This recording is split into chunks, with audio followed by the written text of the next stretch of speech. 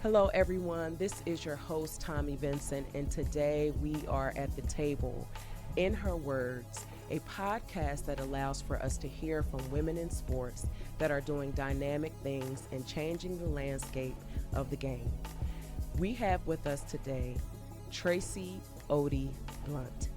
Traci is the founder and principal of Blunt Group Strategies, which specializes in communications and public affairs with an expertise in political engagement, professional affairs, and entertainment. Traci has been an executive at the NFL, Urban Movie Channel, and Ogilvy Public Relations. Traci leads the conversation that makes change happen.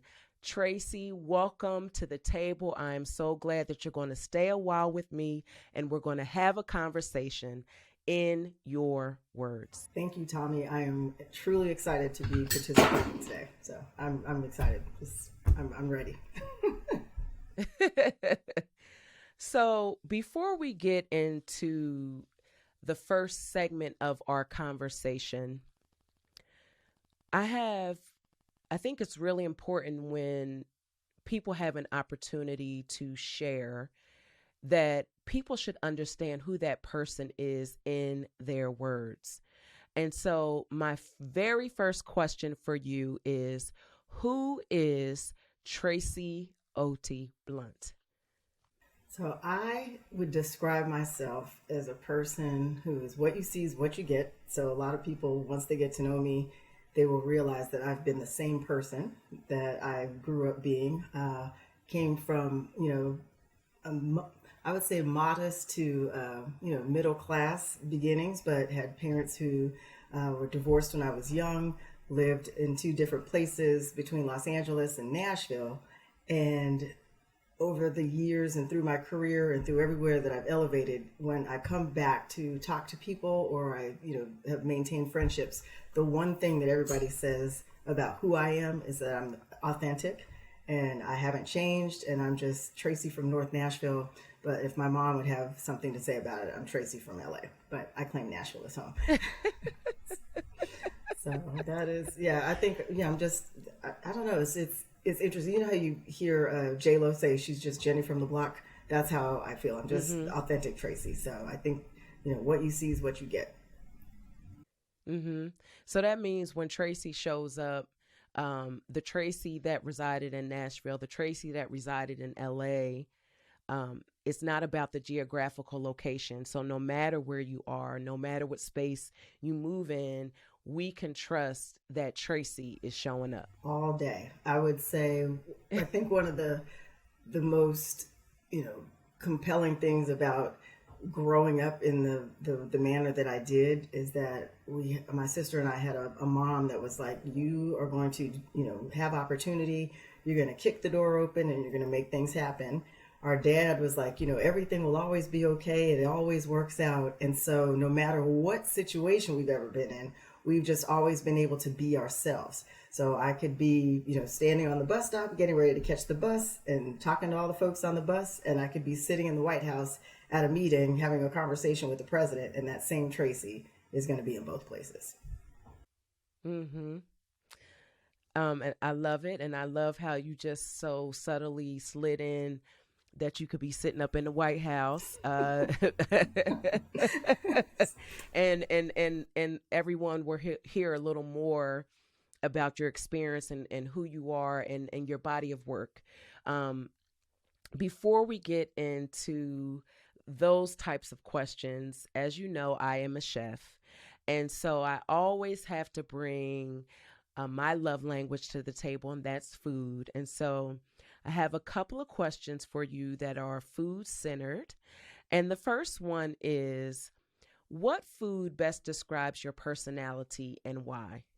So when I say what I'm about to say, you're going to think, what? Simple, basic, but there's going to be an explanation behind it. So think of pasta and butter. And when I say pasta and butter, if you think about it, pasta is a staple, right? And butter makes it taste good.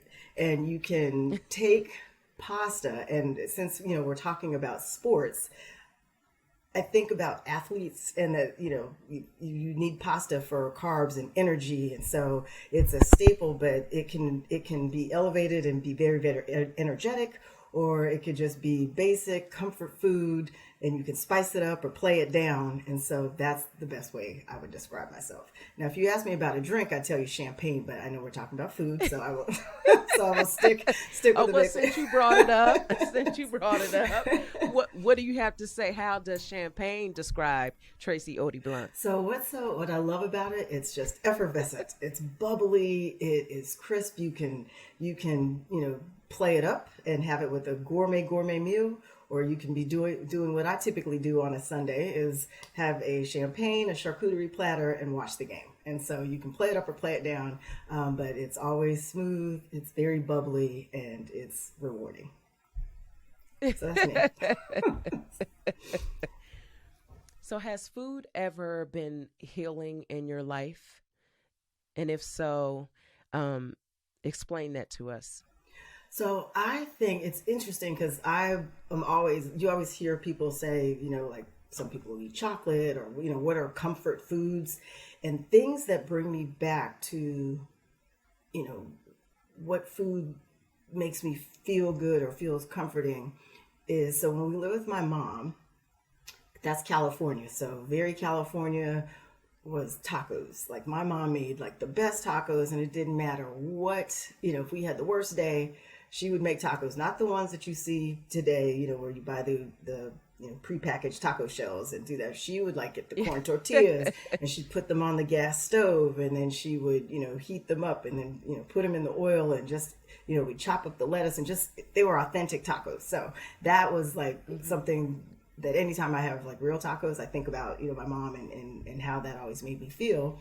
And then we live with my father, in the South. My grandparents were 2 doors down. And so we had dinner at their house every night. And so comfort food and how, that made me feel good was a meat and 3 sides. So it would either be chicken, some greens, but it was always a full meal. And that always brings me, comfort food. So when I think of soul food, I think of my grandparents. And in particular, my granddaddy did a Sunday spaghetti dinner. And so that would be good. So those are my comfort foods, and that's where I go to when I'm feeling down, when I need energy, when I need to reflect. That's the food that makes me feel good. Okay, so we're having a big celebration for Traci, and everyone's coming that you love, that has poured into your life, and this is your moment. What is one dish that has to be on the menu? So my husband is a killer grill master, and he makes a lot of good things, but his ribs are amazing. So he'll do dry ribs or wet ribs, and he's done beef and pork, and no matter what, there have to be his ribs there. But people also know that I'm a steakaholic. So there would also have to be steak, because if I ate steak for lunch, I would, do that every day. But no, I think if there was a big celebration, we would absolutely have to have Jonathan's ribs and, of course, some champagne. Okay. Okay. Well, thank you for indulging me on my beloved food segment. So now let's get into the meat of our conversation. And the first question I have for you is, your work is anchored in 3 pillars at Blunt Group Strategies: political engagement, professional sports, and entertainment. How were you able to narrow your scope of work to be most effective in your offerings? So what's really interesting, my career has spanned those 3 areas that you just described. And overall, and then there's obviously the communications, because I've done communications through all of this, but also public affairs, partnership development, executive visibility. And I think what narrowed it down is those are the 3 areas that my career has really spanned, but it's also, there's an overlap. I think there's an intersection between politics, sports, and entertainment. And from a communication standpoint, every campaign, I call it a campaign just in loose terms, but every project that I approach, I do it in a campaign style mode. So whatever the issue is, whatever the subject matter is, this is the thing that I'm trying to sell to the people or get them to buy into or vote for. And so I run everything in a campaign mode, but it applies to each of those business sectors that you just talked about. And so I think because I have worked on campaigns, I have worked in corporate, worked for different clients, and have been able to take that approach and apply it to everything. It was just like a natural fit to have those three areas. Mm-hmm. So well, hence the name in the name of the company, Blunt Group Strategies, but you have a strategy and you have found success in the strategy that you use. So when people are considering the work that they're doing, whether they are an entrepreneur or they are working inside of an organization and contributing their gifts and their talents, why is it important to have a strategy? It's your roadmap. So it is one of the first things that any communications professional, or I would imagine it goes across the board, that you have to know where you're trying to go. So you've talked to your clients, you've told them, this is what you're offering. You've asked them what it is that they want for their level of success, and so you've got to provide a roadmap. So the strategic direction and how we get to what a client wants to do is what's important. Now, you may try and be going along that strategy, and then you realize you may have to pivot or try something different. So it's really your blueprint, your roadmap, and then you are going down that way. So you are trying to get to that level of success that your client is looking for. And I've had clients that are like, oh, I don't need a strategy, I don't need a roadmap. But as the professional, you do, because you've got to get them to where they are, and you have to be able to show them that that's the direction that we're all going in. And it's critical that the communication is key. That's got to happen up front, because you could have one expectation as the service provider, and your client has a different expectation. And if you haven't set that roadmap, then you may be missing and not meeting on the same page. Mm-hmm. Can you share a moment in your career that helped you identify your voice and confirmed, I am right where I'm supposed to be?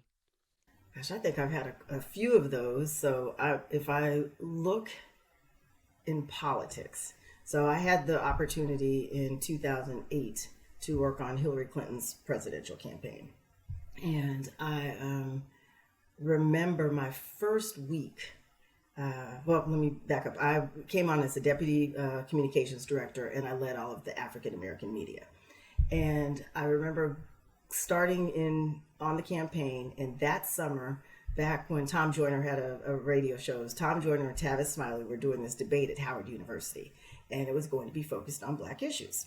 So that morning I went into the campaign, but on the way to work I listened to Tom Joyner so I could hear what they were going to ask. We get to the office and they do what they call debate prep. So you're prepping the candidate, in a real life situation as if, she was on the debate stage. So they were talking about the war and like all of these different things. And I just remember raising my hand and I was like, excuse me, did anybody listen to the show today? Nobody had listened to the show. I don't even think they, thought to do it. And I had the 10 questions that they were going to ask. And my first week on the campaign, they had me run her debate prep to get her ready for the Howard University debate. And it was one of those moments where, she's Hillary Clinton. I don't know how she interacts with people. Does, she let you talk or not talk? But I had two previous bosses that told me, you only have one shot. So when you get in there, you better make a difference. Don't sit there silent. Always, have your 3 questions or whatever it is to have an impact, because that chance may not happen again. So me sitting in front of Hillary Clinton and all these people that I'd read about and seen in the news were sitting in this room, and she's like, you know what, Traci's going to run debate prep, because I was prepared, and I was prepared to have her prepared. And so that was definitely a right place at the right time, because, I think everything happens for a reason, but it was definitely a right place at the right time, and I used my voice when it was most needed. And she actually did very well on that debate. So, For what it's worth. No surprise there. No surprise there. No surprise there. But you said something that to me um should have been a no-brainer, in that there was a radio show that was previewing the debate, and you were the only one who took the time to listen, so that you would have an understanding of what was going to be shared, asked during the debate. What do you think happens with professionals that they get to a place in their career where they lose sight of just doing the simple things to be successful, like making stuff more difficult than it needs to be? A lot of times, and it depends on where people are, and the type of the corporate structure or however the organization is. But a lot of times, I think people just, as you just said, lose sight of what's basic. Like, go back to the fundamentals. Like, what are the key things that need to happen in order for us to be successful? Sometimes, if I'll use a campaign for an example, sometimes there's been an incumbent that's been there for a while, and the people that have been working with that person have been there for a while, and there's this expectation that everybody's just going to be on board. And so I don't even want to say they don't think. I think they just are just like, we got this and we don't need to put in that work. And so then when you have people like me and other folks that were on this particular campaign that were saying, we cannot, you can't just consider that this is going to be a win. Like, we have to work to get this done. And a lot of people, didn't do that. And I think as a communicator, if you aren't checking the news, and if you aren't looking to see what people are saying, and getting that feedback from those that are not on your side, then you haven't done your job, and that's a disservice to in this instance, the candidate.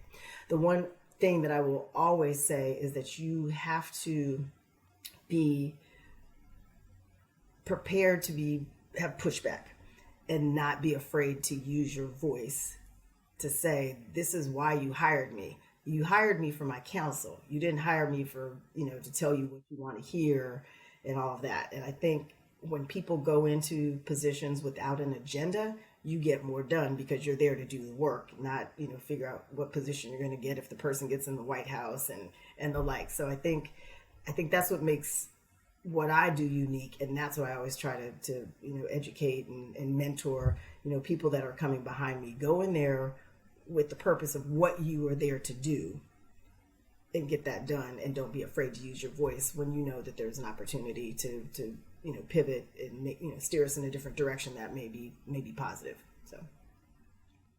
Mm-hmm. I have my middle son, Tehran. He is playing for Ohio State, the Ohio State.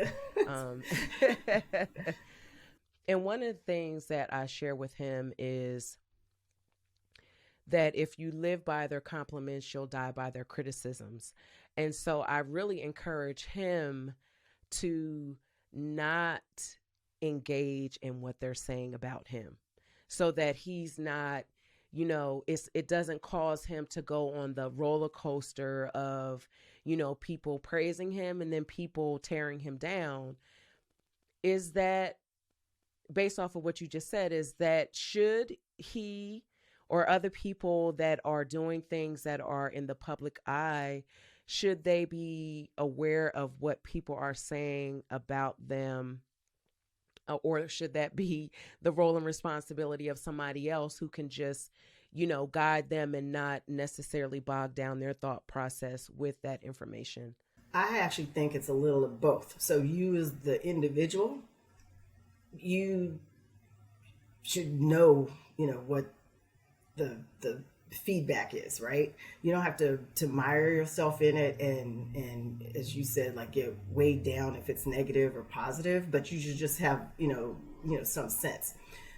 If you have a communications person that is doing their job, they're tracking all of that and also helping, to help shape messages and be able to respond to some of that. It's interesting though, because if you have people that are there just to be there and stand next to whoever this principal is, and they don't have that authentic agenda, if you will, then it can get lost because they aren't paying attention. But if you're there and doing the job and doing, your counsel, then that's a good thing. You said something, my mom used to put it in a different way for me. Like if I, it's like, oh, I thought I was doing so well and something happened. And she was like, don't take it personal. And I was like, what do you mean don't take it personal? She was like, when they give you a compliment, don't take it personal. And when they criticize you, don't take it personal. It's like, just do. And, as you said, like try not to get caught up in what people are saying, because, today you'll be on top of the world. And then tomorrow you're a has-been trying to be a wannabe. So that is, What has been your greatest challenge to date leading up to this moment of your career? Wow, I think my greatest challenge, but I think it was also the best gift to myself, was taking a leap of faith and believing in myself. So I have worked for over 25 years, to try to get to the top. At every position that I've ever been in, I'd work long weekends, long nights, and I would always get myself to like right here at that we can call it the glass ceiling for whatever that next step is to run something. And I remember I worked at RLJ Entertainment, built a streaming service, became the president of an organization. And I was sitting there and I was like, this isn't what I want to do every day. I enjoyed the time that I was there. It was great to help, content creators have an opportunity to showcase their work, but that's not where I wanted to be. So I pursued my dream job and I got this position at the NFL as the head of corporate communication. And then the pandemic hit. And what I think that came out of that for me was what I call pandemic perspective. So for me, it took us, 13 years to have our daughter. And in the middle of the pandemic, we were watching her, like all these kids, struggling and trying to get through. And while the world was shut down, we had to go back to work because you had to get a season started. And so we couldn't miss a beat. And as part of the communications department, I was like, well, can't I just do a press release from my house instead of have to go to the city? And so that really was, did we come this far to have our child who, I know she's resilient, I know she's going to, bounce back and all of that, but I don't want to miss that opportunity where she needs me. And so I took this opportunity to believe in myself, that was my mom's words also, believe in yourself, Traci. But to take that leap of faith and try to do something for myself. And she was like, give yourself a chance, like just try it. And if it doesn't work, go back to corporate, go back to the league, do that. But that what's important to you right now is family. And so put that first and everything will work out. And that's another, my mom's name is Raynetta. And so we got all these Raynetta-isms. And she always says, when you're trying to do right by your family, everything will work out.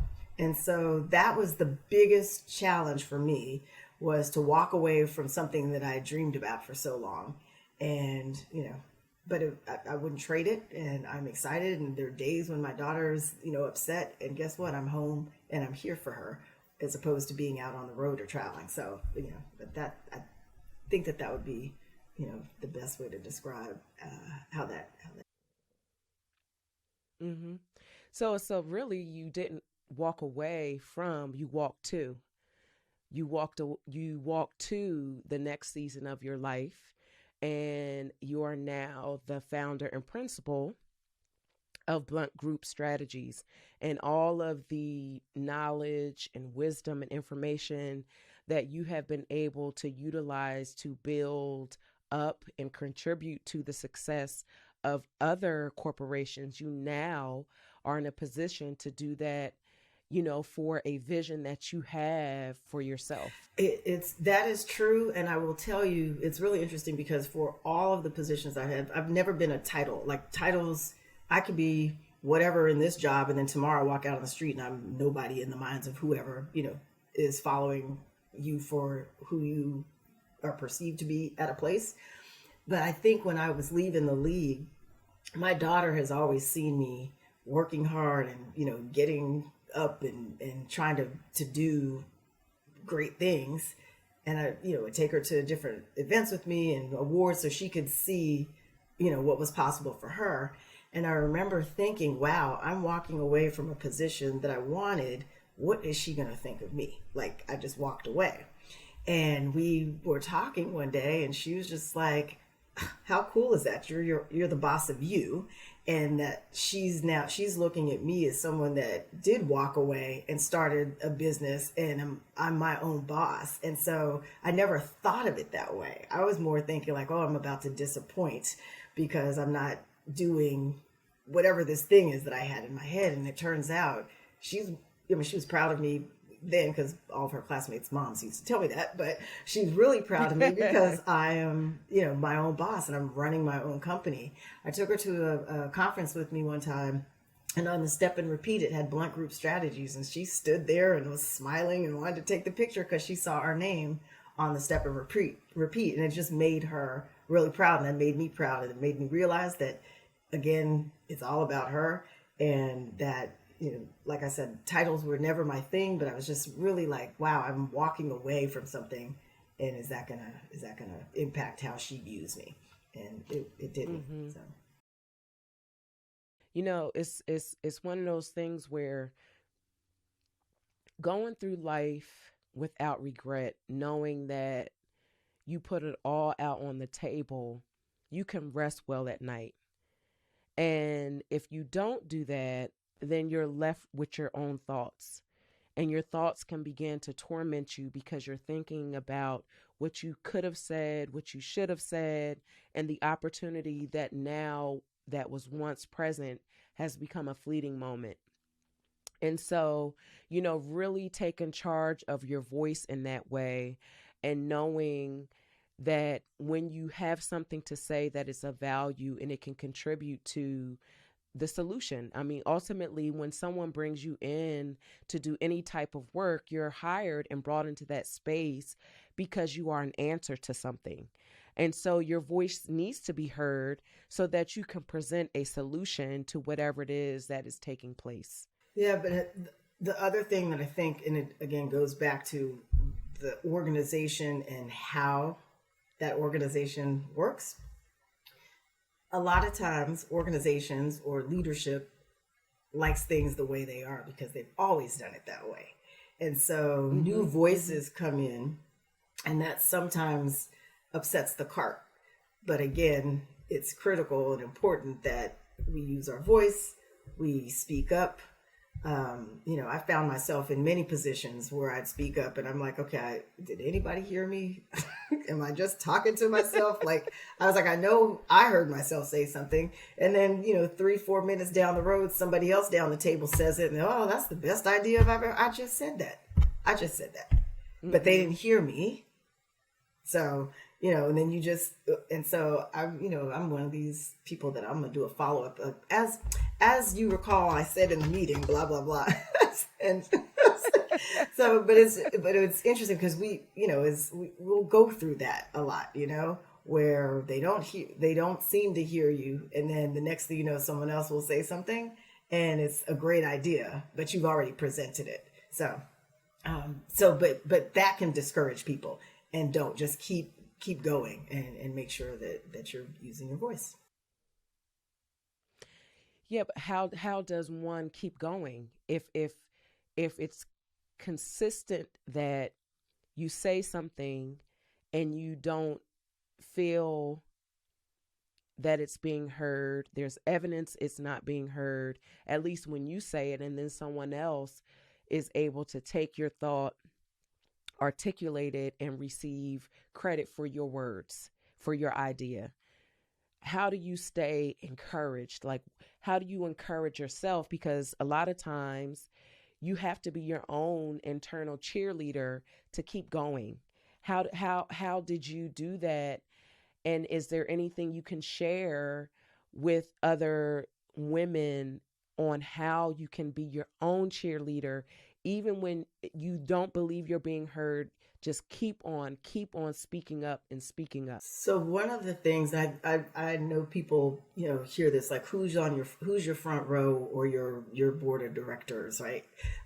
And there were times, when I don't feel like I was heard, that I would actually sit back and say, okay, well, I got this far because I know what I'm doing, right? And I would have to remind myself that a lot of times people don't want you to be successful or do as well because they've got their own insecurities, because it's not me or the person that's speaking up. But a lot of times I would call who I would I've got 4 or 5 dear friends that are in the profession or just in industry, and call and bounce some ideas off of them, and or just have a I'll call it a venting session, just to say this is what was presented, this is the idea I brought up, they acted like they didn't hear me, and then all of a sudden this happened, and how else, how do you keep going? A lot of times it's just talking to somebody else and getting their feedback, their voice, to make me realize that it wasn't me, even though I should know that already, but to keep going.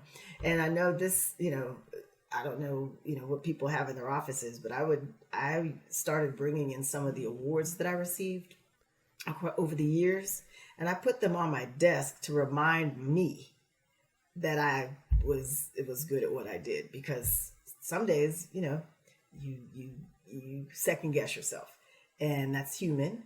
But, I just wanted to remind myself that I got here and have been, throughout over the years, been working hard to get here. And I didn't do this just because someone was like, oh, let's give Traci a position. Mm-hmm. Mm-hmm. That's great advice. You keep your success in front of you. Just as the reminder. So it's like it's a constant cheer for yourself. Every time you look up and you see that accolade, it's a reminder, and it's the cheer that you need in that moment. The roar, like, you got it, Right, Traci. exactly. Like, it's just that constant, it's the fuel we need to keep going, and in those moments when we're discouraged. So I believe that's sage advice. And it's something that people can control. That's something in your control. You can't control what other people do, but you can implement strategies for yourself to stay at what you're doing, so you stay focused and you don't forget who you are, and just how great, how talented, how skilled, and what a gift you are to whatever work you are contributing to, whether it's your own or someone else's. Yeah, and I was going to say was what you also just said. Who you are, but it's like whose you are also, right? So I know that every position that I have been in, like, I feel like everything's a blessing, right? And everything happens for a reason. And you could have the most challenging time, or you could have the most, uneventful, things have just always been smooth. But I feel like, well, first of all, life's not A to Z. So you got to go A, B, C, 1, 2, 3, X, D, E, F to get to where you're going to Yeah. be. But every experience gives you something to bring to the next chapter. And so you may have seen something when you were at point A that once you saw it at B, you knew how to work around that or figure out what that meant, because you have had these experiences, and you have to build on everything and keep them all, I like how you said, in your toolbox, and you just pull out what you need when. But every experience is an opportunity. I try not to consider that things are like, what's been a failure, I just consider that a challenge and an opportunity, and how can I overcome that and bring that to the next thing. And so when you come in with that confidence, and then going back to authenticity and just being who you are all the time, and not switching to be talking to this person, or trying to fit in over here, what you see is what you get. And I think that helps people's voice at the table, and it helps keep people successful. So we evolve into womanhood. What advice would you give to Traci fresh out of Tennessee State University? So coming out of Tennessee State University, I had all the dreams in the world. I was going to be an FBI agent. You would be not expecting me. I was stealth, going to be undercover, and like I came out wanting to run the world in that way. And I'll tell you, my experience, and I know I wouldn't be where I am today had I not gone to an HBCU. This is, and I say this with love, but HBCUs teach you patience. And it teaches you, it was just such a fabulous foundation that when I came out, I thought I could do anything, and I'm scared of everything. And I was going to be an FBI agent. So like, that just doesn't even fit in the same sentence. I had an opportunity to work in politics, and that's how my career shifted. And so now I just police words, and I'm where I'm supposed to be. But TSU, my advice to Traci back then is, I should have. There were times when I could have, spoken up more and talked more, and I feel like I've grown into that. But I know that coming out of TSU, I know I was prepared for anything, and I've never let a challenge stop me. And in the words of Raynetta, that when the door of opportunity is cracked open, you kick it open and you walk on through. Throughout your career, you've had an opportunity to encounter some amazing women that their fingerprint may be on your career. So in this moment, bring one of those women to the table and give her flowers by speaking and doting over what she has done for you and contributed to the landscape of sports and entertainment. So in that regard, and thank you for the question, my former boss, mentor, and friend, Lisa Osborne Ross, who is now the president and CEO of Edelman Public Relations North America, we worked at Ogilvy together. And I think she did a couple things. As a manager and as a boss, she made you step up. So my first day on the job, you had, your client work, and we had a client that was coming into the meeting. So I skimmed through the materials because I was like, well, I'm new, so I'm sure she's going to run the meeting tomorrow. And I walk into the meeting, and she was like, this is Traci. She's our new vice president of public affairs, and she is going to talk about the campaign. You want to talk about thinking on your feet? I was like, wait a minute. I was like, I've only been here 2 hours. Like, what do you mean? And she made you be prepared all the time. So the good thing is I actually, read through some of the materials, but I didn't expect to be the one running the meeting. And she was like, this is your new point of contact. And I ran that meeting. Now it was, more of me pulling out information from the client to try to get to know them.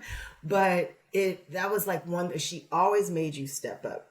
2, there was another meeting that we had. It was the managing director, and it was 2, principals that he was bringing in, and she could invite 2 other people to be in that meeting, and I was one of them.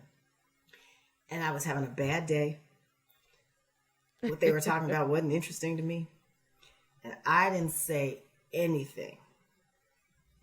We walked out of the meeting, and she called me in her office, and she was like, don't you ever do that again. And I was like, do what?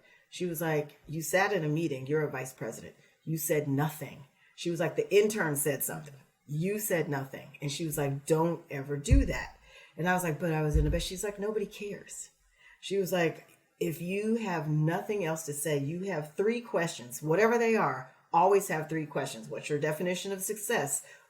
How do you see this ending? Whatever that is. But she was like, you will never sit in a meeting and never sit at a table and not have something to say, because that opportunity may never present itself. She's like, you didn't say anything. Our managing director may not ever want to invite you back to a meeting because you added no value. So that was the second lesson. And then the third lesson, and I used to get upset because I was like, why, why is this always, I have to do it, or I'm leading something. And what she was doing was preparing me to be a leader. And the one thing, and I call it the reverse Lisa mind trick, but what she always did was make you step up because you were a reflection of her. So if you're going to be on her team, you had to be on point. You had to be dynamic. You had to be prepared. You had to know how to run a campaign. And I called her my first week. Remember the debate prep that I talked about at the beginning of the segment with Hillary Clinton? It's because I sat in there. I had something to say. And if I can just take this moment, when I was in this meeting with Hillary Clinton before we were doing the debate prep, she had asked the question about what else she needed to talk about at this debate.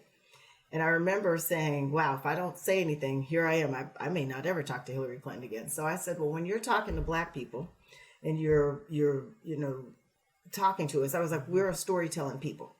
I said, so don't just do a cut and dry answer. Like, tell us your story. Like, what is it? Why should we care what you have to say, and how are you going to help us? Like, if Chelsea's sick, as a mom, talk about what that experience is like. I said, because we all want the same thing. We want healthy kids, we want good schools, and we want safe environments. I was like, so don't look at us as a color.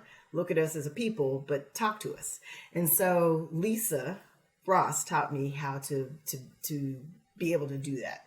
And so I would bring her to the table, give her a bazillion bouquets because she helped, me be where I am. So listen, Lisa, if you're listening, this is what I learned just from you today. To always be prepared. Yeah, she was. Yep. Always be prepared. Mm-hmm. Always add value. And you are a reflection of your leader. So you better come correct. Those three things. And that's when you encounter people who are dynamic at what they do and who are just excellent. They help to shape and mold us into the people we are. And they don't tap into stuff that's not present. I think it's important for us to always understand it's already in you. And the right people around you will activate the gifts that are already inside of you. And it sounds like that Lisa helped to activate those things. And you talked about all of the isms from your mom. She was sowing seeds along the way. And then you get a Lisa come along that is continuing to nurture and fertilize that, allowing it to blossom. And look, here we are today with Blunt Group Strategies, and you're leaving your mark in the earth. And I am grateful to know you and grateful that I have an opportunity to be someone that I consider, now you might consider this differently, but someone that is a part of your circle. And I am grateful for that honor and opportunity. Well, we are definitely in the sister circle. That is for sure. And so, yeah, I mean, yeah, it is. Yes. Thank you. Thank you. Thank you. Yeah, absolutely. So how can people stay in contact with you and follow along with the work that you're doing in the world? So I am trying to amplify my social space. So this is the worst part about being a communications person who doesn't do as much on social and LinkedIn, but I have people pushing me. As a communications person, I've always been behind the scenes, and so for me to be stepping out, and my logo has a starburst or sunshine on it, and that's me stepping into my light. Mm-hmm. And so it's me coming from behind the scenes and stepping out and trying to do things. So I will be more active on social, but it's at Otey Blunt. So you take my two last names, and on Instagram it's on Twitter it's at Otey Blunt, and on Instagram it's Traci Otey Blunt, and then blunt-groupstrategies.com. Okay, and that's Traci with an I. So thank you for that. So listen, Traci is someone that you should know because Traci knows everybody. She knows literally everybody. But she's a woman that is really leaving her fingerprint on the world of sports, entertainment, and the political landscape. And so thank you so much, Traci, for joining me today at the table. I know our audience will greatly benefit from our conversation, and you are welcome back anytime because this is all about in her words. And today we had an opportunity to have a conversation with you in your words. And so thank you so much for joining me today. Thank you so much for having me. It was very exciting. Thanks, Tommi.